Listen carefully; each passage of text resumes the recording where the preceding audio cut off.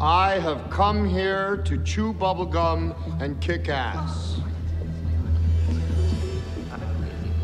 And I'm all out of bubblegum. Fala pessoal, Leonardo voltando com mais um vídeo. E a última notícia em relação ao God of War Ragnarok é que, diferente do primeiro God of War, não vai ser uma trilogia. Vai encerrar a história agora nesse segundo jogo. E faz muito sentido isso acontecer. Então a desenvolvedora da Sony, a Santa Mônica, confirmou que o God of War Ragnarok ele vai completar a história nórdica da série quando for lançado no próximo ano. Ele encerra a luta de Kratos contra a Freya, Thor, em apenas 2 jogos. Em entrevista, o diretor do jogo, Cory Barlog, ele disse que, embora houvesse vários motivos para Santa Mônica terminar a série reiniciada em 2 jogos, o principal motivo é o tempo. O Barlog mencionou especificamente os 5 anos que levou o desenvolvimento do God of War de 2018. E supondo que o Ragnarok vai levar o mesmo tempo, um terceiro jogo da história nórdica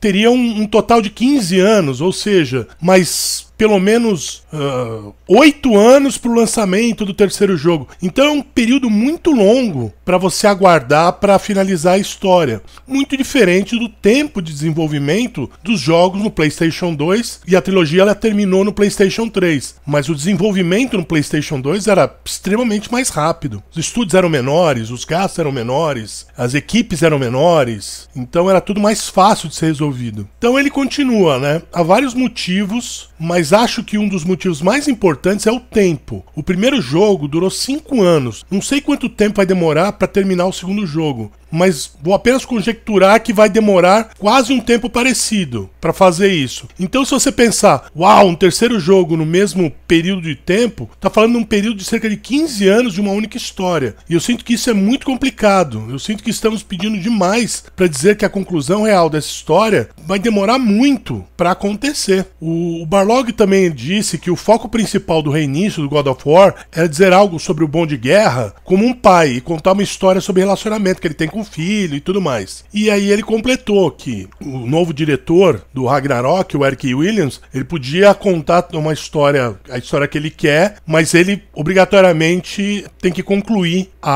esse reboot da série. E aí o Barlog fala, considerando onde a equipe estava e onde o Eric estava, com o que ele queria fazer, eu pensei, olha, acho que podemos realmente fazer isso na segunda história. A maior parte do que estávamos tentando fazer desde o início era contar algo sobre o Bom de Guerra e o Atreus. O núcleo, o motor da história é realmente a relação entre os dois personagens e a complexidade que irradia como ondas num lago. Poderíamos tornar um oceano e ter essas ondulações por milhares de quilômetros, mas isso é necessário e benéfico? Ou estamos nos sentindo como, sabe, uma coisa, isso que apenas está espalhando está indo muito longe? As ondulações ficam distantes e você perde um pouco o enredo. E novamente, como eu mesmo disse, é muito diferente da primeira trilogia do God of War, já que a série foi lançada em 2005 no PlayStation 2 e foi completada no PlayStation 3 em 2010. E ainda no meio desse tempo todo, teve uma pá de spin-off do Bom de Guerra. Teve spin-off pro PSP, pro PS Vita, pro próprio PlayStation. E como eu disse, são tempos de desenvolvimento diferentes. Hoje, devido à complexidade, preço, equipe, o poder das máquinas, pipeline de desenvolvimento de um jogo, ele é muito maior, inclusive também por conta da história. Hoje se dá mais atenção à história por conta dos cutscenes e porque os jogos hoje eles são mais story-driven, né? mais focados na história, com algumas exceções, e ótimas exceções, tenho que dizer. Mas tudo isso influencia muito na dificuldade de se criar trilogias hoje. E eu acho que 2 jogos para contar uma história realmente longa seria